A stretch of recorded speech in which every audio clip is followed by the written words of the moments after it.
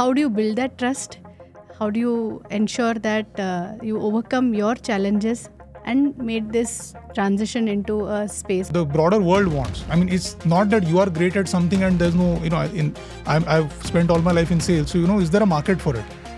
Just because you're good at something doesn't mean that people are going to buy it.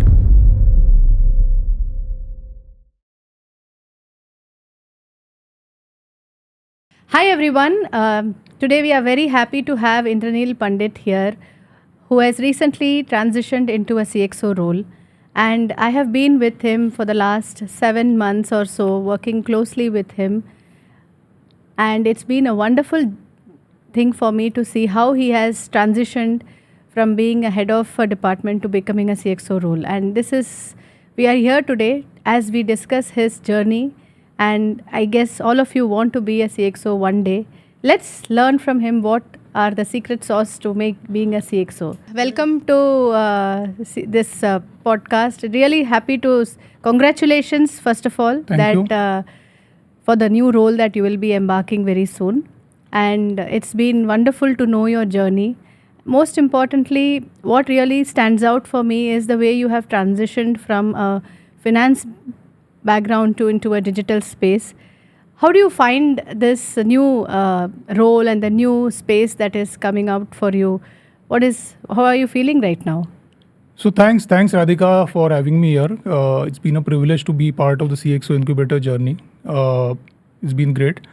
So I've been a corporate banker all my life, close to 22 years now. I've had the good fortune to work across Indian banks, foreign banks. I've largely been in the corporate finance space and associated spaces like structured finance, project finance, risk management, etc.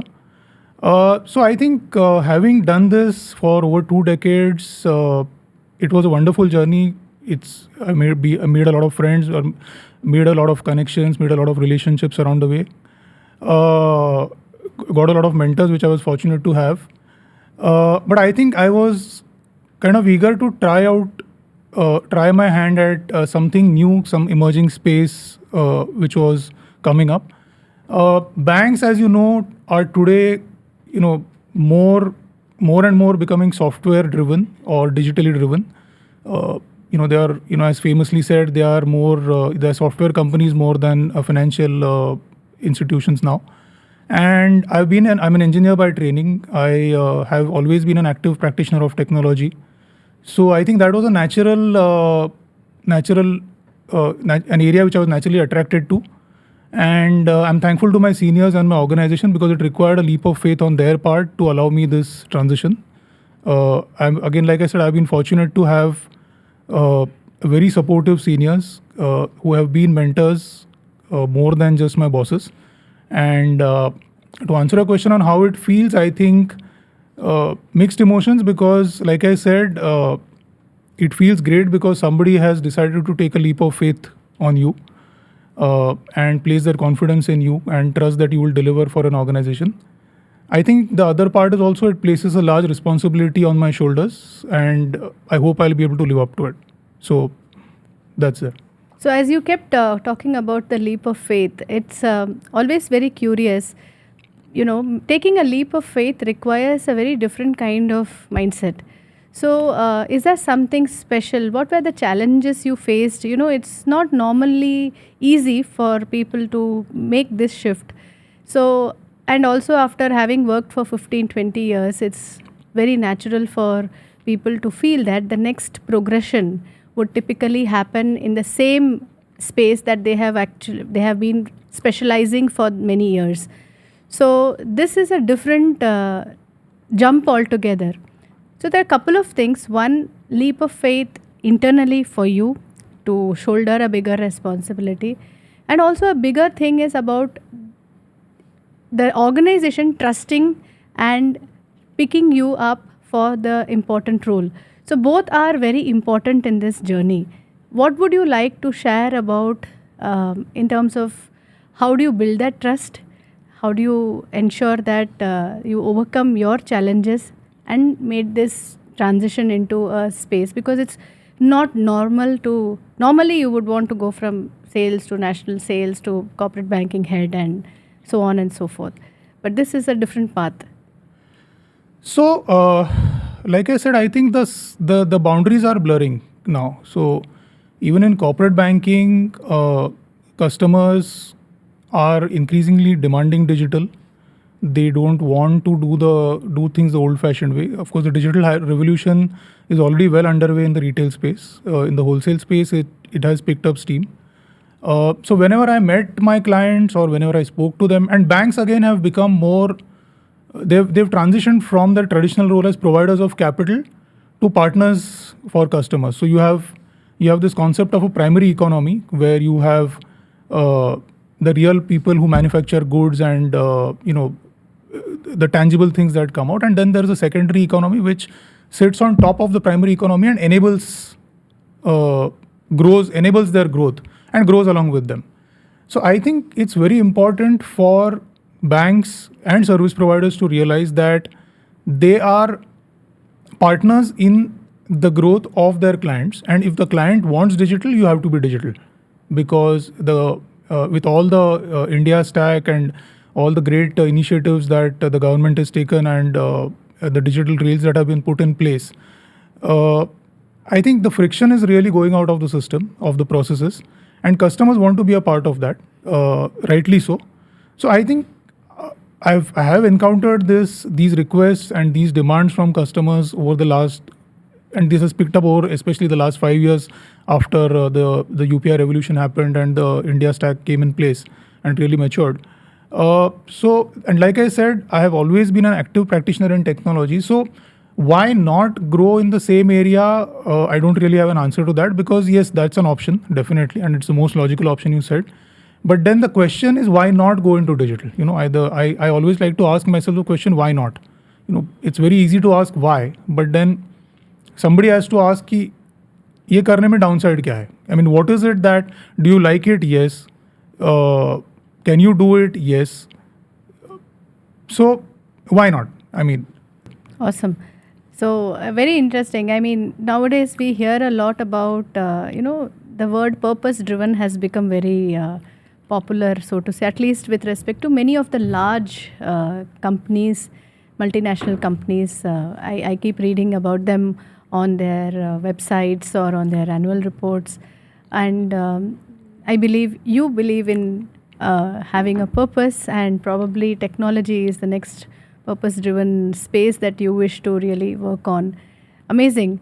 What I always observe is when you have so did you ever see a challenge that you said that we can comfort is something, being in a comfort zone makes you very uncomfortable, is what kind of you mentioned. So how important, because a point of time from where we all probably got raised in the last 15-20 years, many of them have aspirations to grow. They want to be taking the lead. But somewhere this comfort actually makes them either fearful of having to lose what they have gained, or comfort also makes them to think, is this the right time for me to take the next step?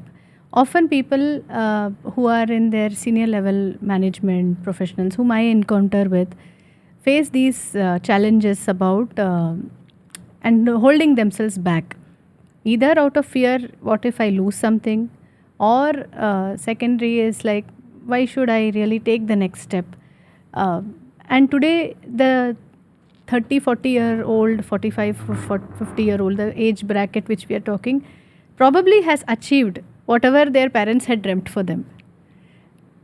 And what drives them, for some of you have the drive to take the next step forward. So what is that driving factor, and what are the challenges you face? I'm not sure it's an external challenge, it's more an internal challenge.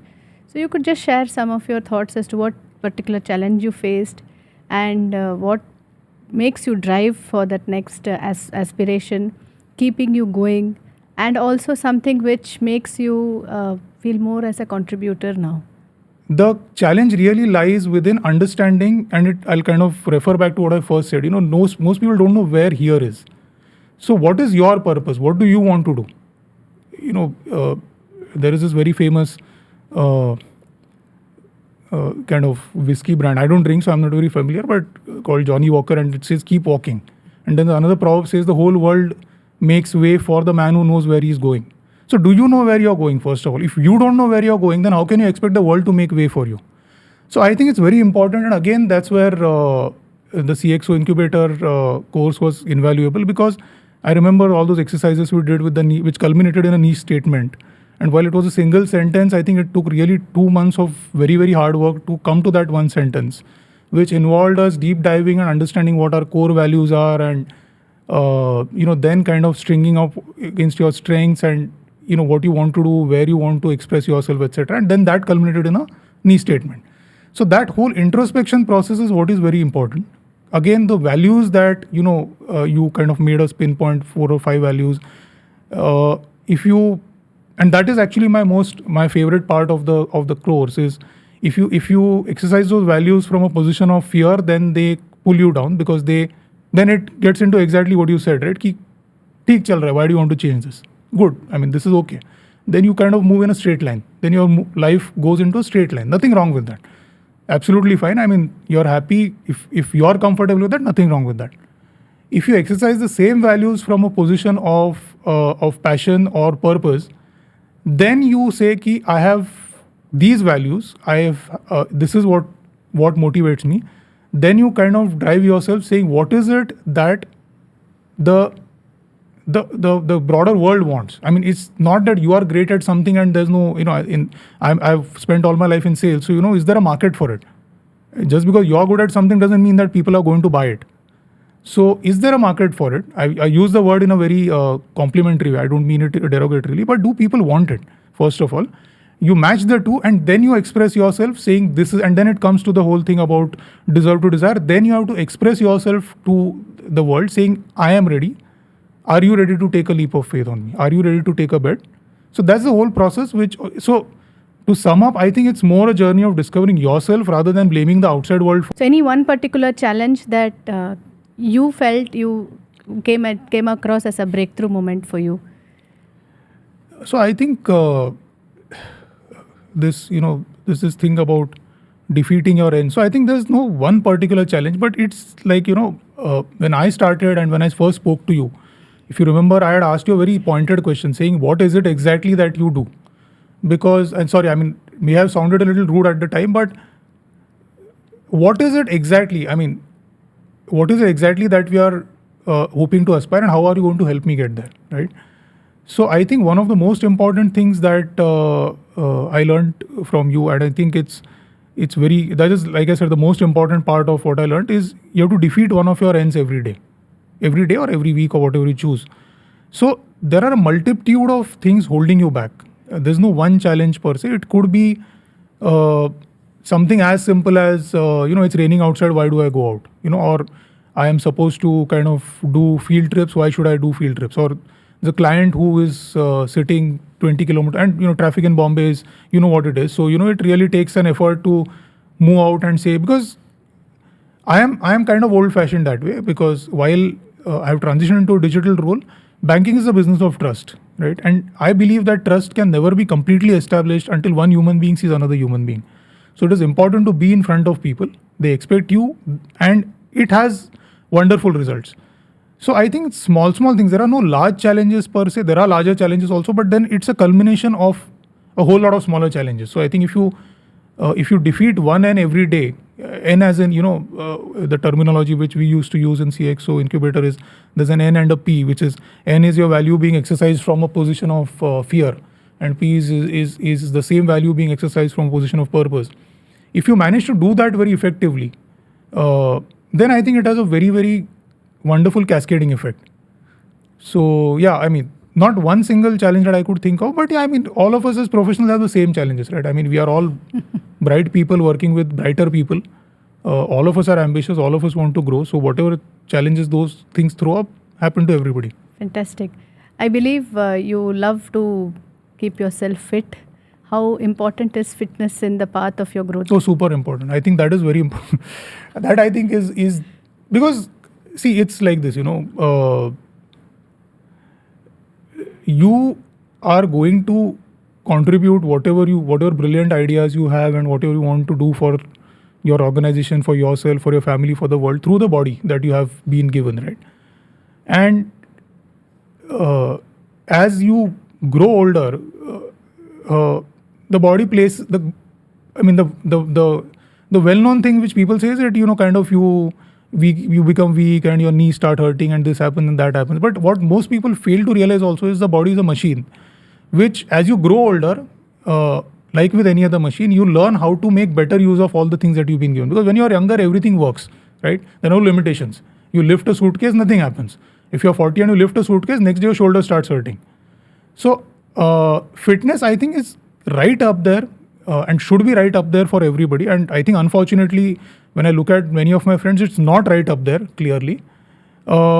Fitness doesn't necessarily mean hitting the gym or doing power yoga or getting up early in the morning or, like making a whole song and dance about it. For me, fitness is very simple. I have maintained a regimen of walking for roughly 10 to 12 kilometers every day. Every day means every day. And how I do it is a very simple thing. I don't take a car to work. I take a taxi to work and I walk back from work. Or if I have a client meeting, I end the day with a client meeting, I walk back from wherever I am. Of course, if the client meeting is in Goregaon, then I don't walk back to my house from Goregaon. It's very far away.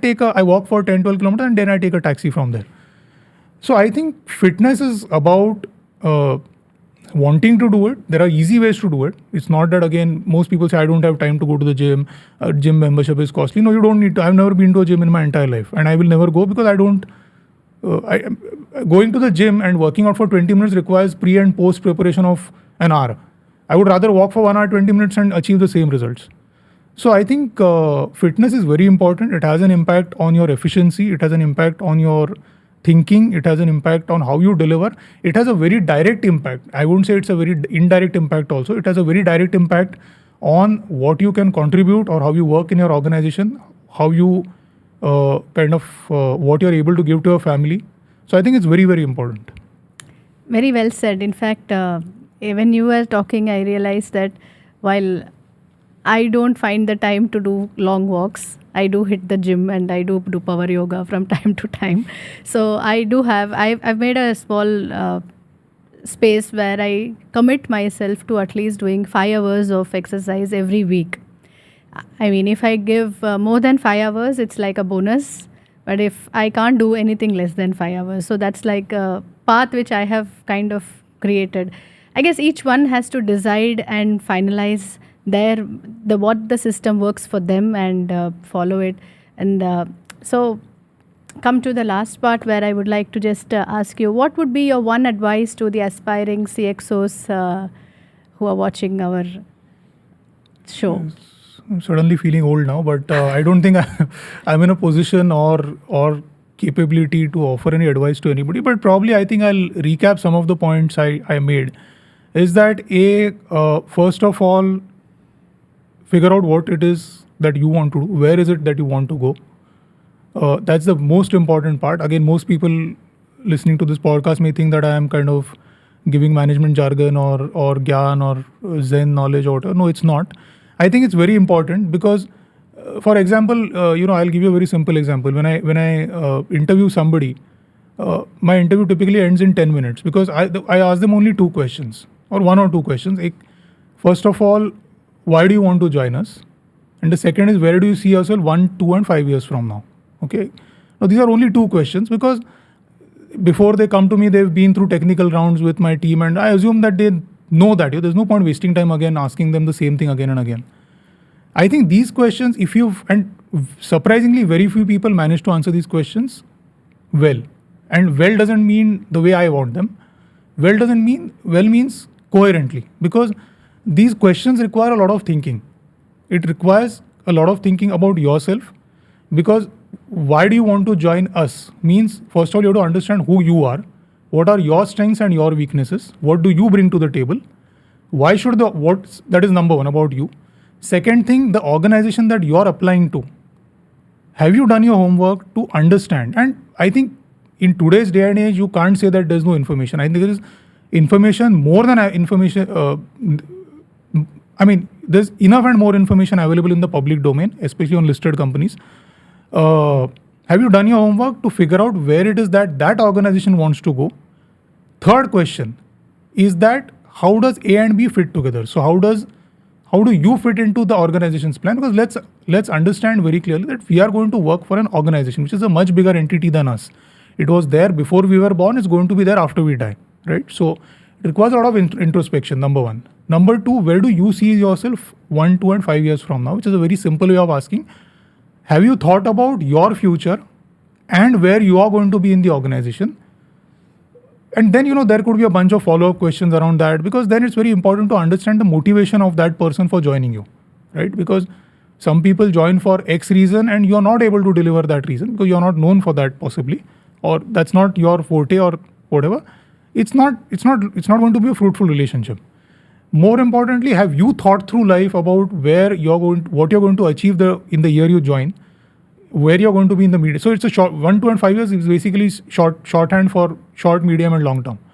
5 years is of course very long in today's day. So maybe you can say 3 years, 4 years, whatever suits you. But I think it's very important for all of us.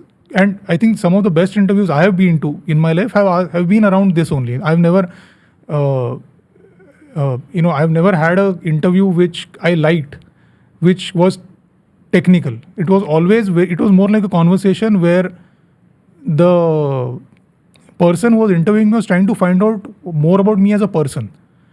Because ultimately, it's whatever happens, you may be a salesman or a risk officer or a digital entrepreneur or whatever, or you may in any field in life. The one thing, and with AI coming in today, that's another angle which people say, is AI going to take over our jobs?